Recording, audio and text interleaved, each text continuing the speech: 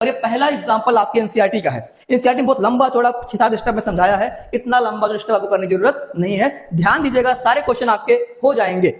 यहाँ पे एक चीज देखिए बच्चों, क्या लिखा हुआ है कि Fe और क्या है यहाँ पे H2O है, और यहाँ लिखा है Fe3O4 प्लस क्या लिखा है H2 लिखा है। कुछ बात को ध्यान देंगे, बैलेंस करते समय इस बात को आप ध्यान रखिएगा, कोई भी क्वेश्चन गलत होने वाला नहीं है। क्या ध्यान रखना है कि पहले आप किसको पहचानेंगे, किसको मेटल, किसको पहचानेंगे मेटल पहचानेंगे, किसको पहचानेंगे नॉन मेटल पहचानेंगे, फिर किसको पहचानना है आपको ऑक्सीजन, फिर पहचानना है हाइड्रोजन। तो पहले मेटल को बैलेंस करते हैं, फिर नॉन मेटल को बैलेंस करते हैं, फिर ऑक्सीजन करते हैं, फिर किसको करते हैं हाइड्रोजन को हम लोग बैलेंस करते हैं। अब मेटल कौन कौन से हैं? मेटल हमारे पास यहाँ पर देखिए पोटेशियम है, सोडियम है, सिल्वर है, कॉपर है, मैग्नीशियम है, और जिंक है, कैल्शियम है, आयरन है, एल्युमिनियम है, मैंगनीज है, लेड है, Ba है। तो यहाँ पे सब हमारे क्या है, ये सब क्या है मेटल्स है। अगर आपको इनमें से कोई दिख जाए तो पहले किसको बैलेंस करेंगे, इसको हम लोग क्या करेंगे पहले बैलेंस करेंगे। फिर हम लोग आते हैं यहाँ पर नॉन मेटल, जैसे क्लोरीन हो गया, ब्रोमीन हो गया, सल्फर हो गया, नाइट्रोजन हो गया, कार्बन हो गया और फास्फोरस हो गया।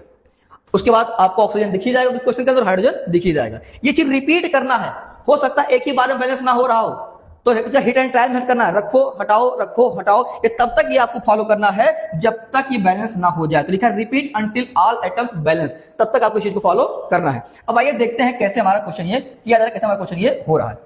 Fe यहां कितना है बच्चों, ध्यान दीजिएगा कि पहले क्या Fe हमारा मेटल है, यस सर Fe हमारा क्या है मेटल है। इसको पहले देखेंगे, इसको पहले देखने वाले हैं। यहाँ Fe कितना लिखा हुआ है 3, कितना बच्चों 3 है, तो यहाँ क्या लगा देंगे आगे 3, क्या लगा दिया 3 लगा दिया। और फिर आएंगे कहां पर नॉन मेटल, तो इनमें से आपको कुछ दिख रहा है सर, इसमें से कुछ भी नहीं दिख रहा है। ऑक्सीजन थर्ड नंबर कहां है, ऑक्सीजन दिख रहा है, यस सर ऑक्सीजन दिख रहा है। कितना ऑक्सीजन यहाँ पर है 4, यहाँ कितने हैं 1 है, तो क्या करेंगे 4 से यहाँ पर मल्टीप्लाई कर देंगे। ठीक, अब क्या देखेंगे हाइड्रोजन, क्या देखेंगे हाइड्रोजन।